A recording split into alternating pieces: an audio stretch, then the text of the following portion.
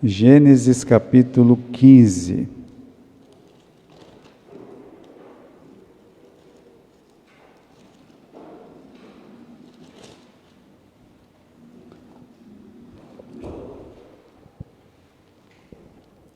Vamos à leitura?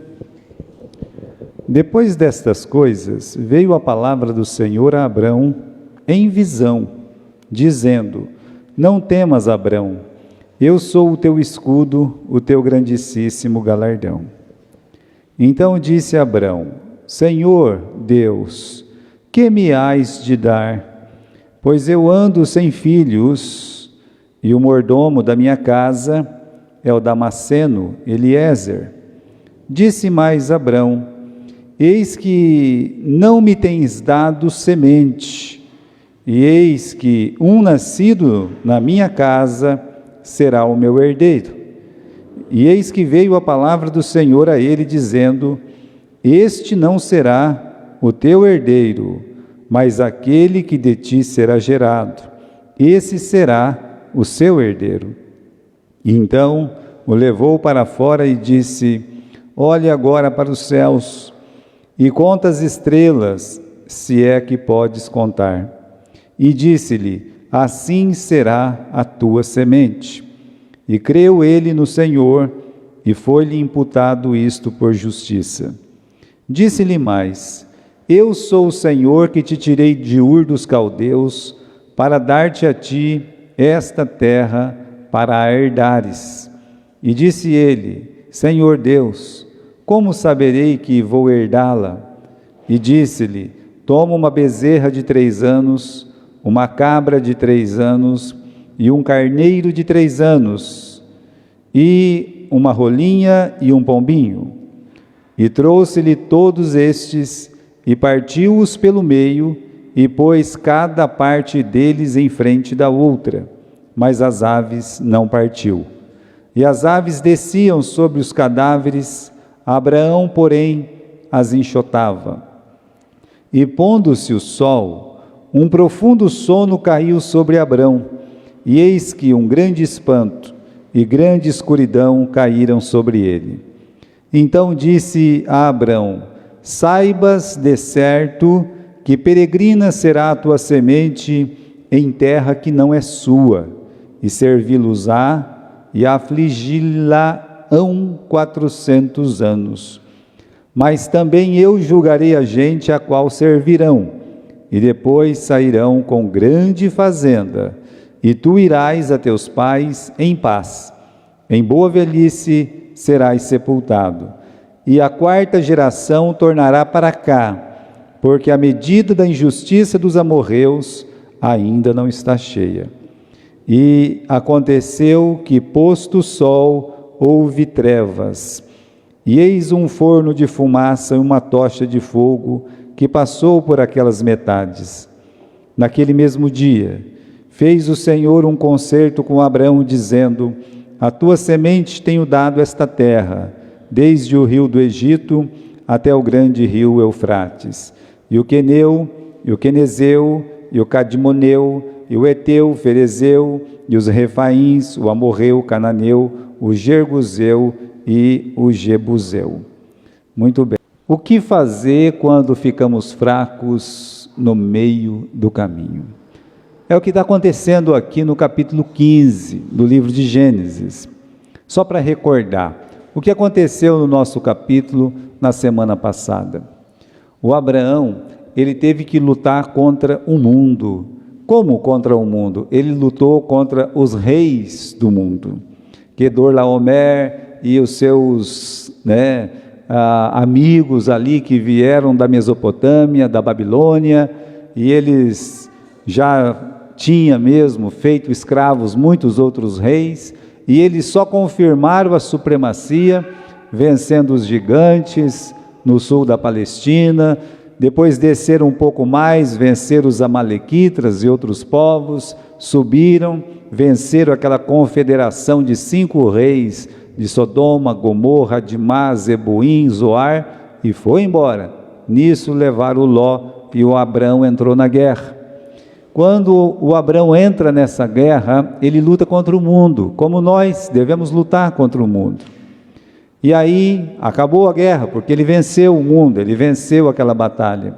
E aí ele tinha uma outra batalha, ele tinha que lutar contra as coisas que o aterrorizavam, ou seja, era uma luta com ele mesmo. O rei de Sodoma sai ao seu encontro e diz: você pode ficar com todo o despojo, com todo o dinheiro, com todo o tesouro conquistado.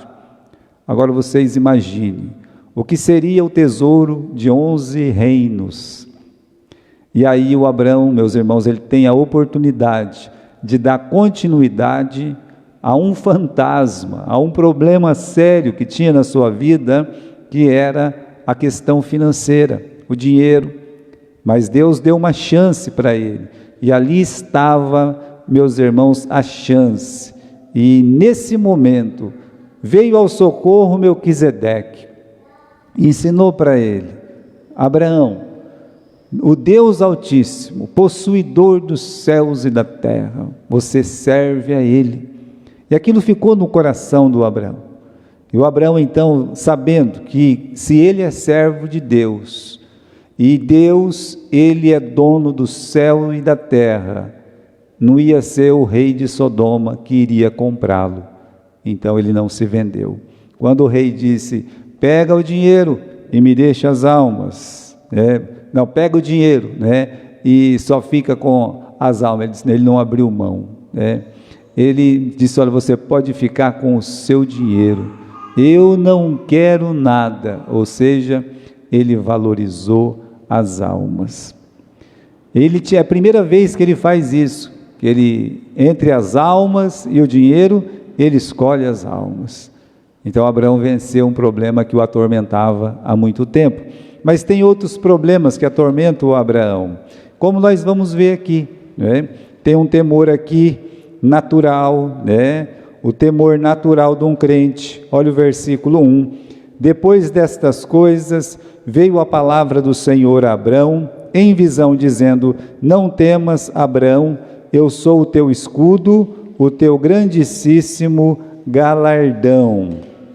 Repare bem nessas frases que aparecem no versículo 1. Abrão, não temas, mas eu sou o teu escudo, o teu galardão será muito grande. Por que Deus se apresenta assim, dizendo: não fique com medo, olha, eu sou o teu escudo, olha, Abraão, o teu galardão vai ser muito grande. Existe um motivo, e o motivo está no capítulo 14. E qual é o motivo?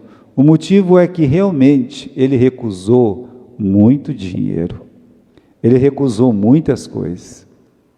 E quando você faz a opção pela vida espiritual, quando você recusa grandes propostas por causa da sua vida espiritual, às vezes vem uma realidade. Qual a realidade? A realidade de quanto custa aquilo que você escolheu, que é a vida espiritual. E aí dá aquela baixa, sabe? Por que eu não peguei? Por que eu abandonei aquilo? Por que eu deixei para lá? Era para mim estar bem, e por aí. Então vamos dizer que você tem uma grande proposta financeira, e aí você tem que abandonar aquilo para poder servir a Deus. Você tem uma grande proposta, ou não é uma grande proposta de emprego, por exemplo, e você sabe que aquilo ali vai te atrapalhar de servir a Deus. E aí você escolhe o quê? Você escolhe a Deus, você escolhe o lado da palavra, e aí vem o diabo, O diabo fala: tá vendo? Você escolheu a coisa certa, olha a sua situação, aí, tá vendo? O seu amigo que escolheu aquela coisa lá, tá bem, e você está mal, Mas o Abraão não estava mal, mas era assim que a pessoa acaba se sentindo, Então, como eu disse para vocês, a recusa dele recusar tanta riqueza, as riquezas do mundo, foi seguida por incertezas, foi seguida por dúvidas que o diabo coloca na nossa mente, Aí até então não faltava nada, mas a partir do momento que ele escolhe, abandona as riquezas do mundo, aí parece que está faltando alguma coisa. Até então não faltava, mas agora está faltando. Olha aqui, irmãos, mesmo pessoas de fé têm suas crises de fé. O Abraão é o pai da fé. Mesmo pessoas de fé têm crises de fé. Então talvez ele perguntava para ele mesmo, será que valeu a pena? Por que eu não peguei aquele dinheiro todo? Era meu, me ofereceram, né? Então eu abri mão de tanta coisa, né? E eu não estou vendo o resultado. Ele vai falar isso para Deus. Ele vai questionar Deus, né?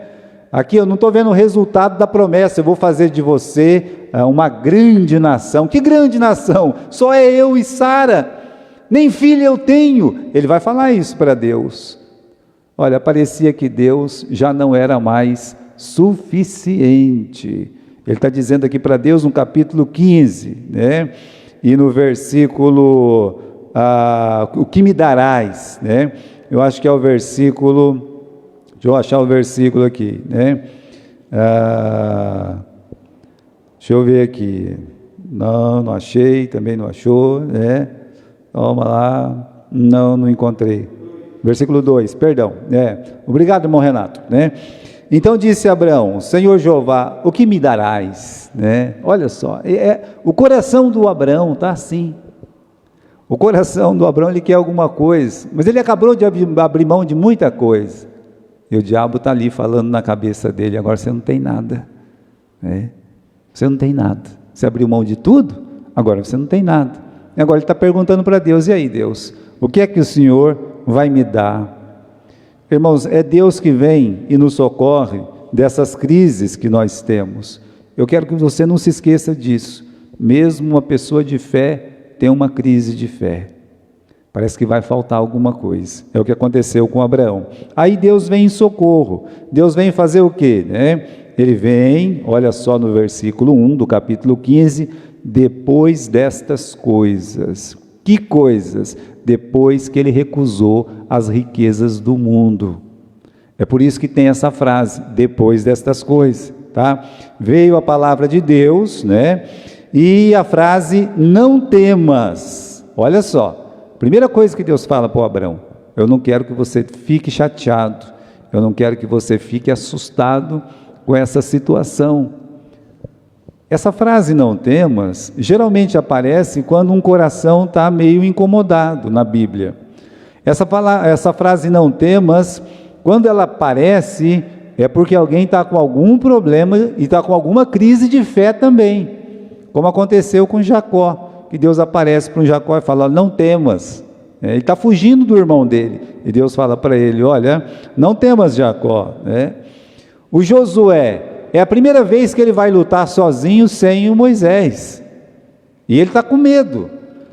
Até então, Moisés estava lá no monte com a mão levantada para cima, isso faz diferença. E aí agora o Moisés não está mais, ele está enterrado lá em cima do Monte Nebo. Agora é só Josué, mas não era só Josué, Deus estava com ele. Então Deus aparece e fala, é essa frase, Josué, não temas, eu sou contigo, tá? Você é um varão valente, eu sou contigo. É a frase que Jesus usa antes e depois da sua morte. Antes dele ser crucificado e depois dele ser crucificado na ressurreição, a palavra é essa. Eu não quero que vocês fiquem com medo, não quero que vocês fiquem assustados. É a palavra que Deus, que o nosso Senhor Jesus Cristo, ele fala para Paulo quando ele está lá meio depressivo em Corinto, ele está meio na baixa lá em Corinto. Jesus aparece e disse, Paulo, não temas, porque eu tenho muito povo nessa cidade. Então, quando Deus, ele vem e aborda Abraão e diz, não temas, é porque ele sabe que o coração do Abraão está meio assustadinho, está meio decepcionado com as decisões que ele tomou, está numa baixa. E, meus irmãos, não é que isso é normal, sabe? É que isso acontece, tá? Não é para acontecer, mas Deus sabe que a nossa estrutura é pequena, que nós somos falhos, e de repente nós estamos numa baixa na nossa fé, e Deus vem no socorro, né? Então, quem que é a nossa certeza nas horas das incertezas? Aqui é o nosso Deus. Ele diz, eu sou seu escudo. Olha embaixo aqui, escudo é proteção. Abraão, eu que sou o seu escudo, eu sou a sua proteção, lembra? E Deus fala uma outra coisa, e o seu grandíssimo galardão.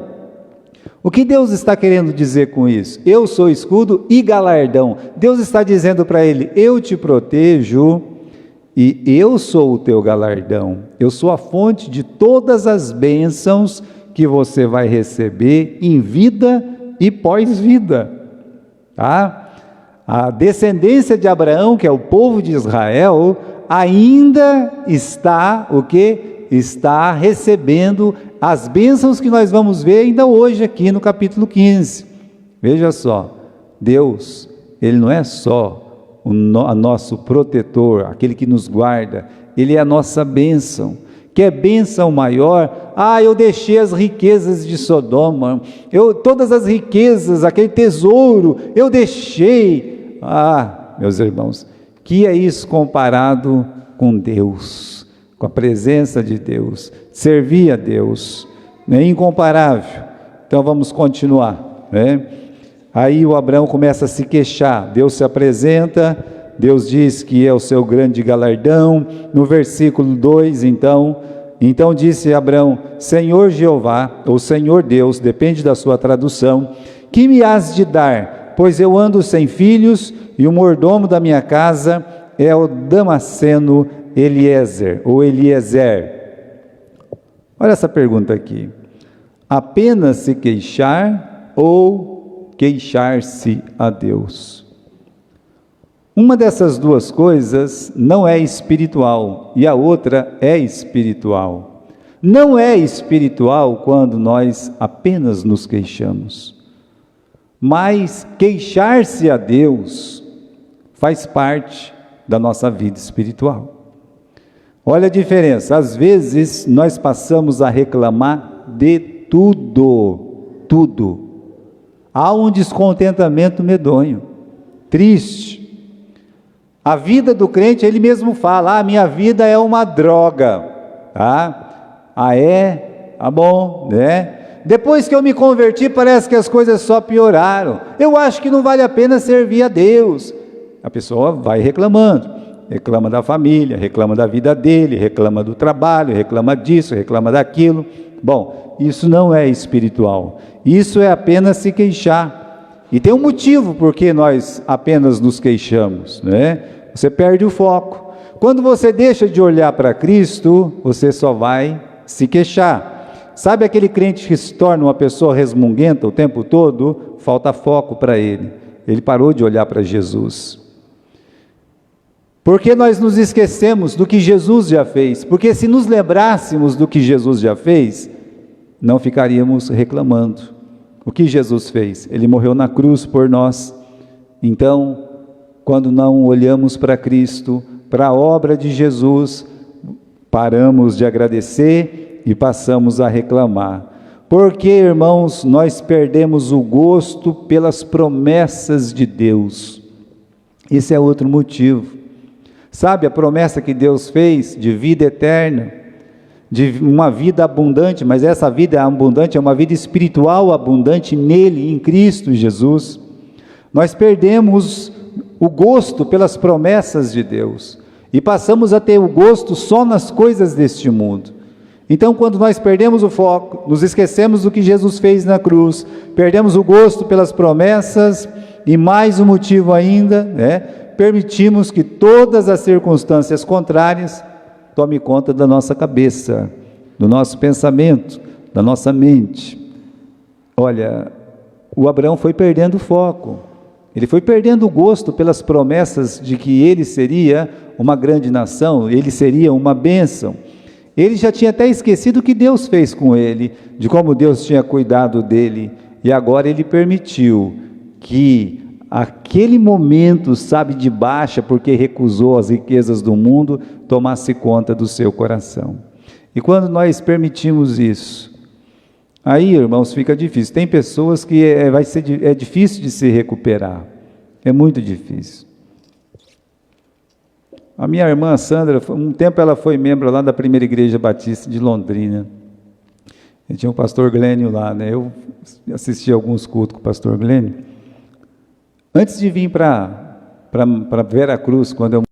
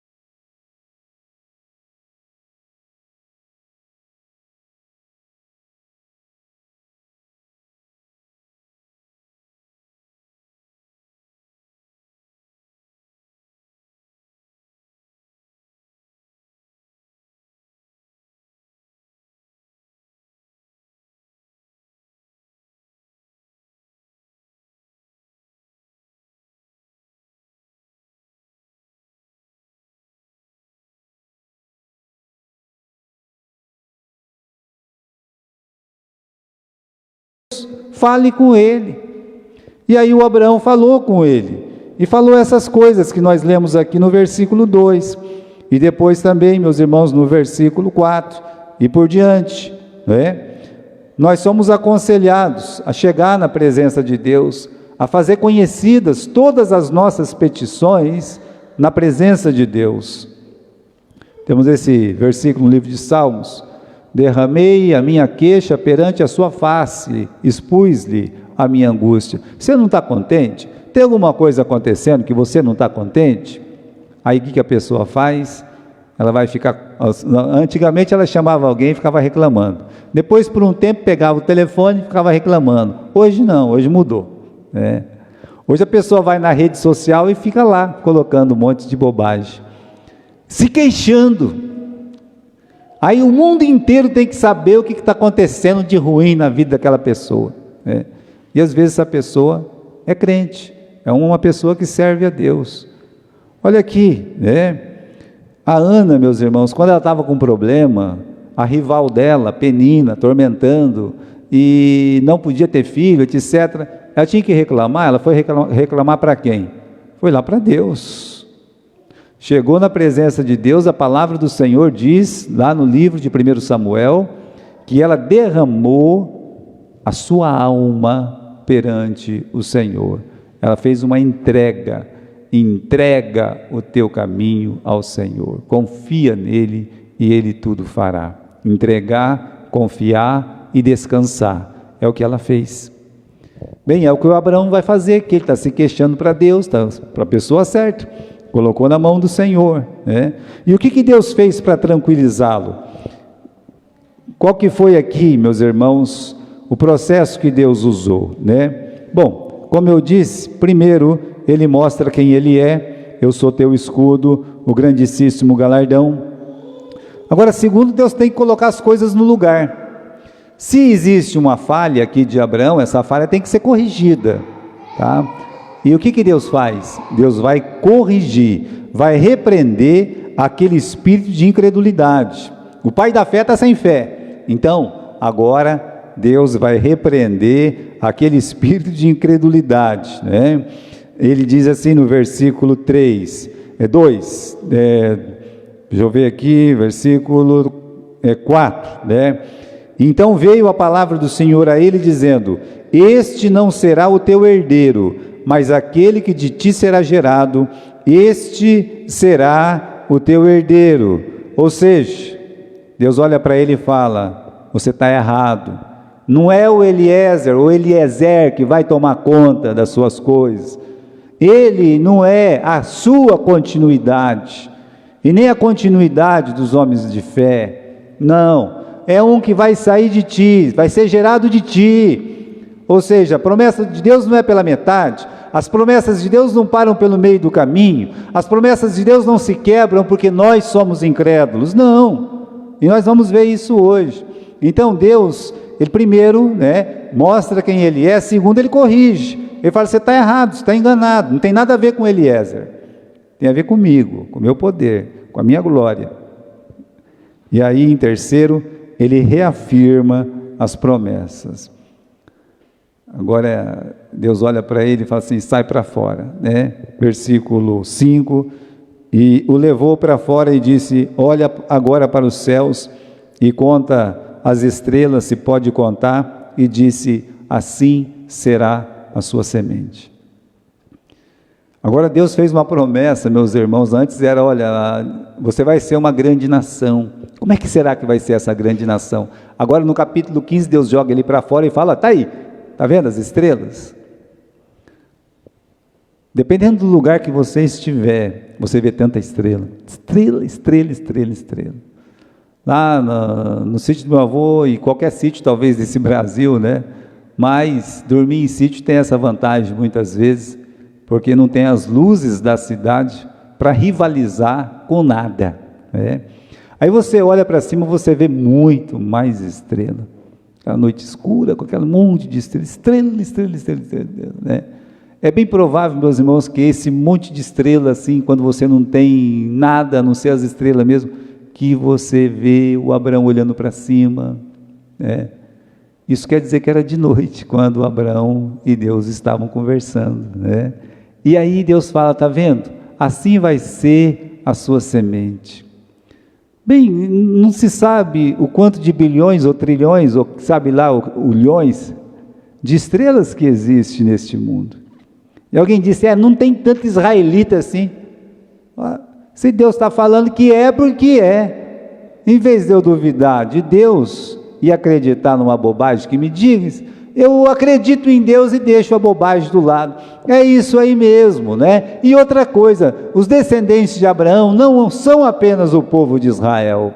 Há muitos outros, como nós, que somos descendentes pela fé, os filhos da fé de Abraão. E assim, meus irmãos, quantos milhões e milhões e bilhões? É isso mesmo. Deus não mente. Levou ele para fora e disse: olha, assim vai ser a sua descendência. E é desse jeito. Bom, meus irmãos, Deus repreendeu, Deus reafirmou as suas promessas, e ao reafirmar as promessas, Deus está dizendo para o Abraão: Abraão, você tem que viver pela fé, e não pela vista. O justo vive pela fé, e não pela vista. Vamos falar um pouco dessa fé de Abraão. Será que é preciso entender para crer? Porque o Abraão parece que não entende, A Bíblia diz aqui no versículo 6, ele creu no Senhor e isso foi-lhe imputado como justiça. Mas no versículo 8 ele fala assim: como eu vou saber que eu hei de herdá-la? Então parece que ele não entendeu muito bem, só que ele creu, tá? Então, será que é preciso entender para crer? Se você tiver que entender uma coisa para poder crer em Deus, ou naquilo que Deus prometeu, deixa de ser fé. Agora, quando você não entende nada, e mesmo assim você crê, isso é fé. Aí é que está a diferença. Se depender alguma coisa de você, não é fé, é você. Mas quando Deus fala uma coisa, quando a palavra de Deus está afirmando alguma coisa, e você diz: eu creio, pronto, isso é fé, sabe? Isso é fé. Somos chamados a crer e não a entender. Isso é uma outra coisa. Somos chamados a crer, tá bom? Todo cristão pode em paz dizer: eu leio, eu creio, eu adoro. Olha, esse é o lema do nosso seminário, que já faz aí para 2 anos que a gente não tem aula aqui presencial, a gente só tem aula online agora. E esse é o lema do seminário aqui de Marília, Eu leio, eu creio, eu adoro.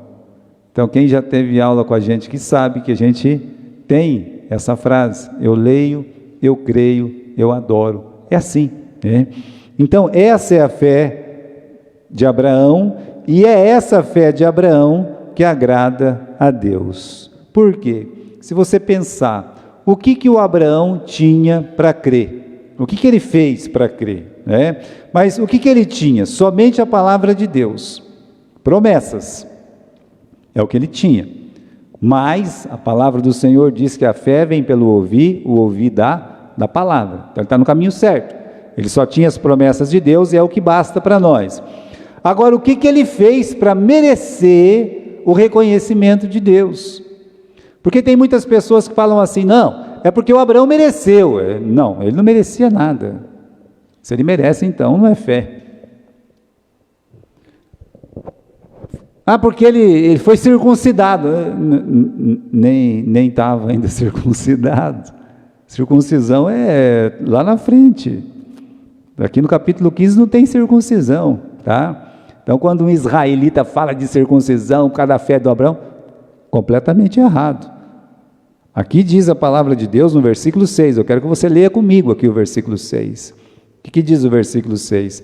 Creu ele no Senhor, e isso lhe foi imputado por justiça.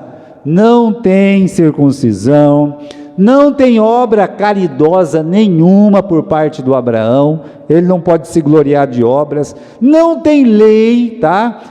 Não tem sábado, nada disso. Paulo, diz que não foi nada disso. Quando Paulo aborda o assunto, e você pode abrir comigo lá em Romanos, no capítulo 4, vamos lá comigo, Romanos capítulo 4, abra lá, Romanos capítulo 4, versículo 1. Uma pergunta aqui: que diremos, pois? Ter alcançado Abraão nosso pai segundo a carne, ou seja, ele foi justificado pelas obras? Porque se Abraão foi justificado pelas obras, tem de que se gloriar, mas não diante de Deus. Pois o que diz a Escritura? Creu Abraão em Deus, e isso lhe foi imputado como justiça. Ora, aquele que faz qualquer obra, não é lhe imputado o galardão segundo a graça, mas segundo a dívida. Agora vá para o versículo 9, diz assim: vem, pois, esta bem-aventurança sobre a circuncisão somente, ou também sobre a incircuncisão? Porque dizemos que a fé foi imputada como justiça a Abraão. E como lhe foi imputada? Estando na circuncisão ou na incircuncisão? Não na circuncisão, mas na incircuncisão. Está vendo só? Então, meus irmãos, fica bem claro, e o apóstolo Paulo discutiu isso para que não ficasse nenhuma dúvida, que essa é a fé que agrada a Deus. Qual é a fé que agrada a Deus? É aquela que Deus fala e a pessoa crê. Nós honramos a Deus quando nós cremos na palavra de Deus.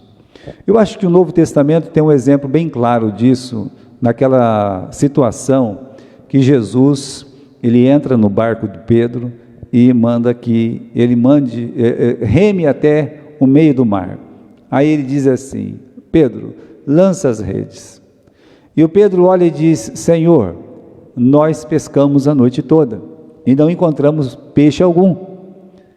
O que ele está querendo dizer para Jesus é: Senhor, o Senhor não é um pescador, eu sou um pescador, essa é a minha profissão. E nós já passamos a noite inteira pescando e não encontramos peixe, não tem peixe, hoje não é dia de peixe, a noite não está para peixe. Mas ele fala uma outra coisa, ele diz assim: mas sob a tua palavra eu vou lançar as redes. E aí ele lança as redes e puxa aquele monte de peixe.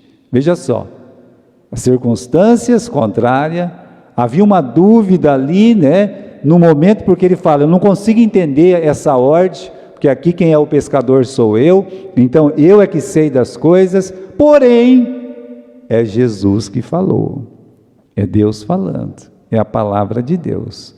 A fé vem pelo ouvir da palavra de Deus. Essa é a fé que agrada a Deus. Quando você lê a Bíblia, você creia nela e adore. Ah, eu leio, eu creio, mas eu não consigo nem adorar, porque eu não sei, parece que não está acontecendo. Adore, adore, faça como Pedro, vou te adorar, Senhor. Não tem outro jeito de adorar, a não ser obedecer e lançar as redes. Ele foi bem-aventurado por ter obedecido. Agora, irmãos, aconteceu tudo isso, capítulo 15, né?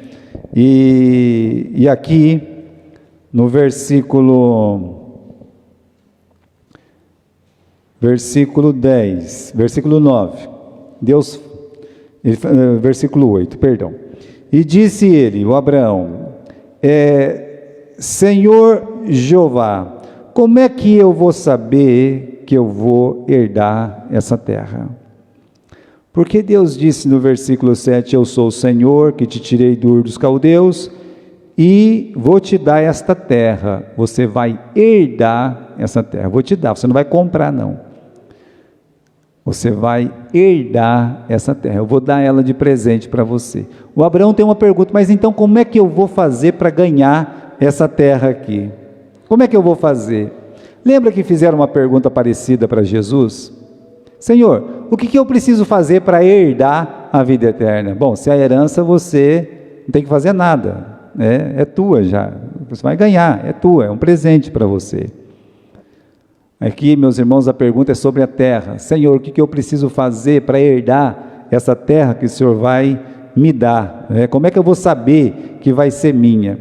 Aí que entra a história dos animais partidos ao meio. Versículo 9, eu quero que você pegue uma bezerra de 3 anos, uma cabra de 3 anos, um carneiro de 3 anos, uma rolinha e um pombinho.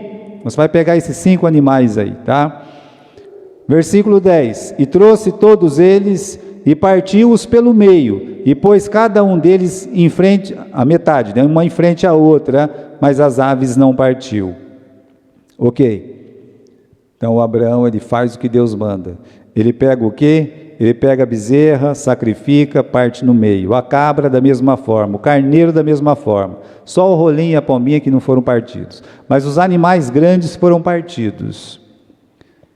Nós sabemos que alguns costumes, como aquele de tirar o sapato para confirmar a negociação, como nós encontramos no livro na Bíblia, né?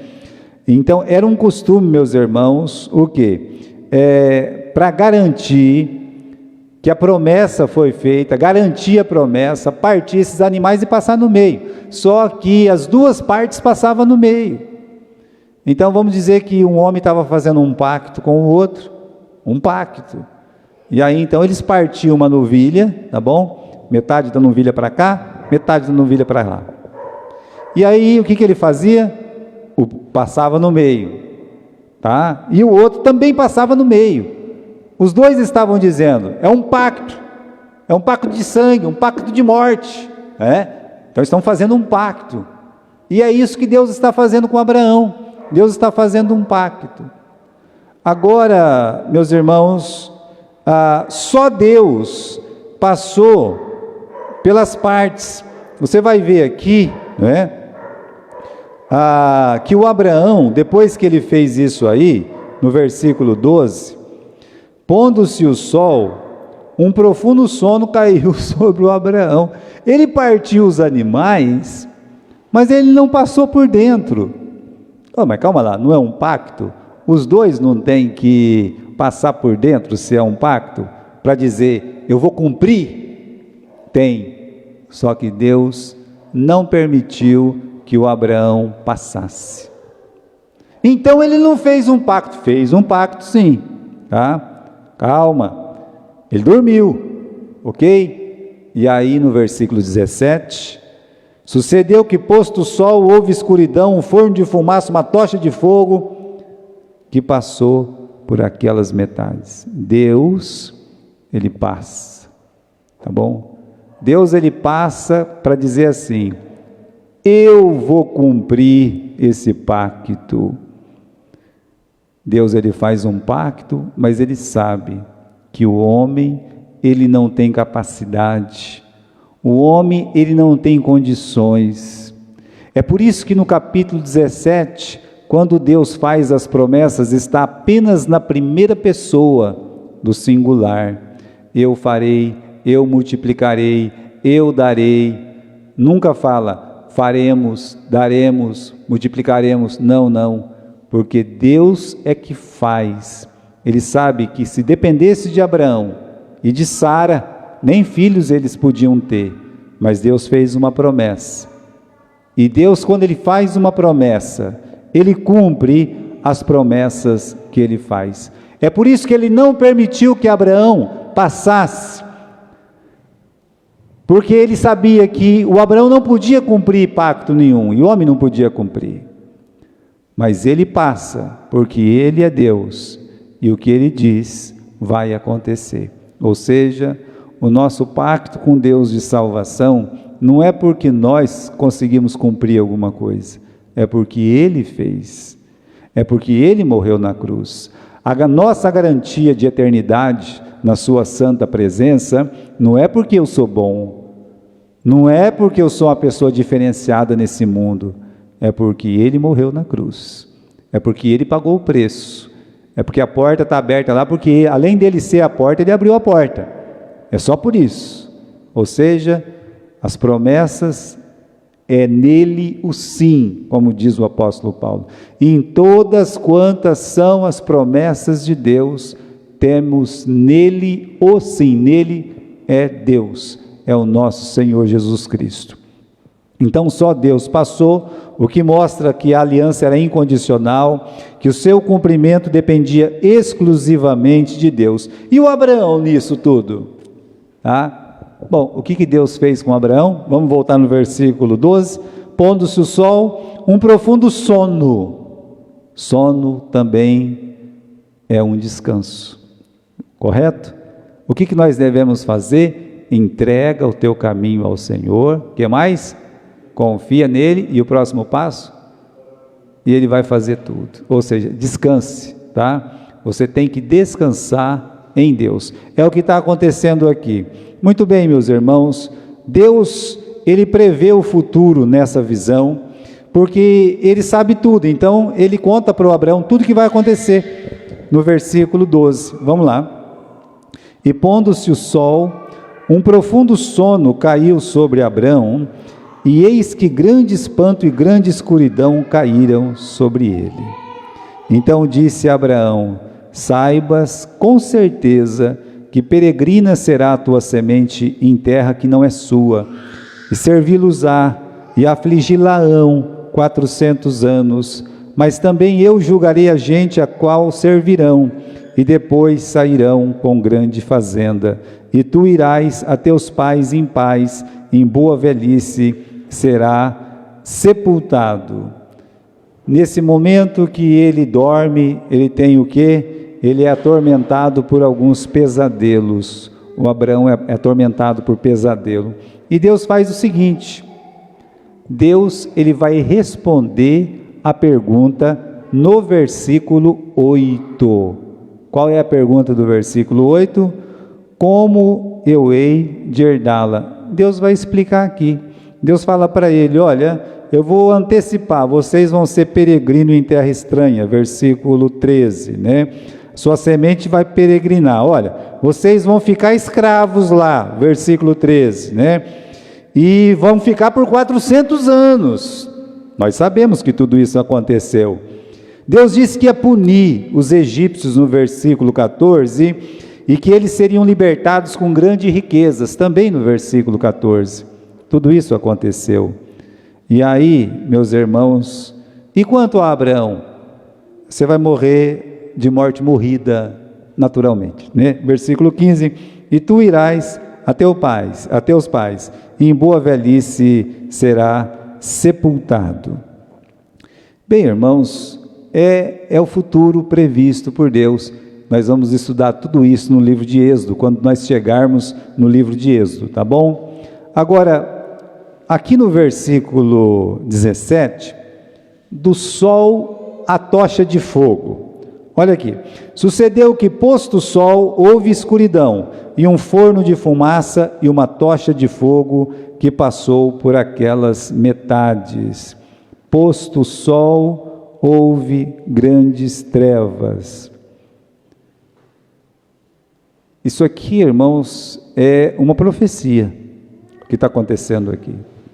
Acabou a luz, veio trevas, e nas trevas ninguém enxerga nada.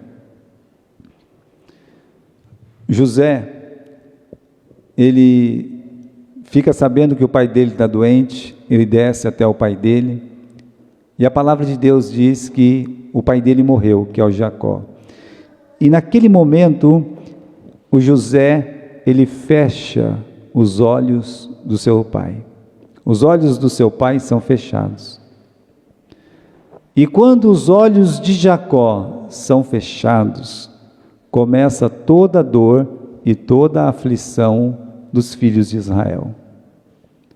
Até que novamente a luz brilhe. Qual luz? Aquela tocha, aquela sarça ardente venha brilhar. Mas isso tem um período de 400 anos.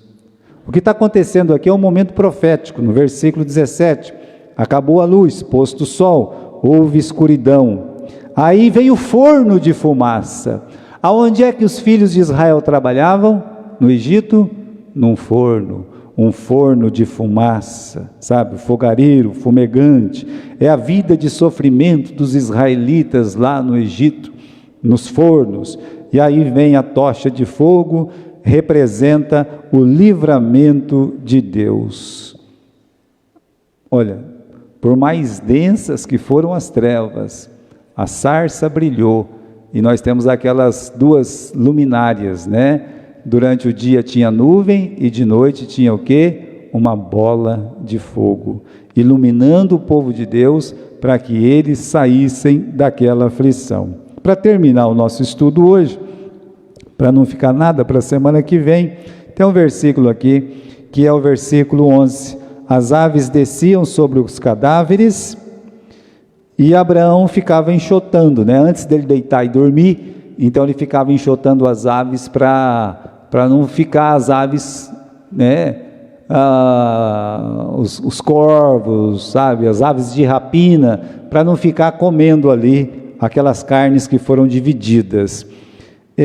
O que isso significa, né? Significa, meus irmãos, o nosso dever. Qual dever? Diante das promessas de Deus, em todas nós temos o sim, mas diante das promessas de Deus, tem uma coisa muito interessante. E qual é? É que o diabo trabalha na nossa cabeça, o diabo trabalha na mente. Lembra que na parábola do semeador, o diabo manda o quê? Ele manda aves para comer o quê? A semente. E a semente representa o quê?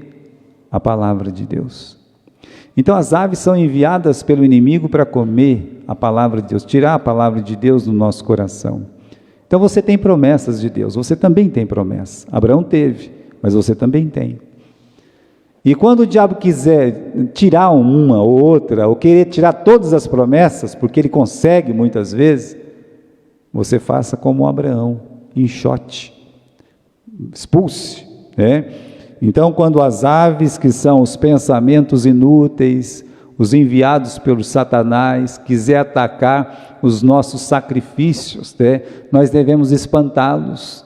Então, tem muita coisa inútil querendo atacar, meus irmãos, o sacrifício vivo, santo, agradável a Deus, que é o nosso culto racional. Tem muita coisa acontecendo. O diabo, ele não fica parado. E também, quando ele mandar, você tem que enxotar, você tem que mandar embora. Nunca esqueça disso. O trabalho das aves é roubar a semente. E se a gente permitir, o inimigo vem e rouba a semente, que é a palavra de Deus do nosso coração. Amém?